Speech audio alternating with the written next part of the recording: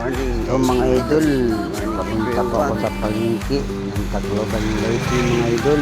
Punta ko ngayon sa merkado mga idol para mayroon kaming ulanin ng mga anak mga idol. Mga anak mga idol. Abangan nyo na lang po mga idol. Punta ko sa palengke mga idol. Palengke mga idol. Yan po, ang punta ko sa palengke mga idol.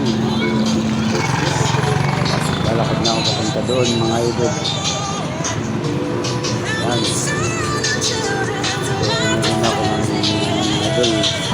So mga idol, andito na po ako sa palengke mga idol.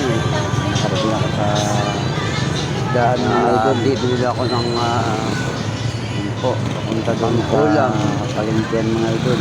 Ang mga anak ko mga idol. Ayan. Ito pong Tacloban Leyte ng palengke mga idol. Papasok na po ako mga idol. Ito, bumili na po ako ng isda mga idol. Yung binili ko na isda mga idol, yellowfin.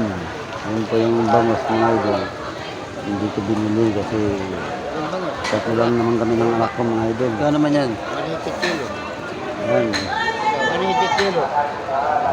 Nagkakatawaran kami ng bantay mga idol. Ayan. Sige, next vlog mga idol. Pag-share na lang po ang video mga idol.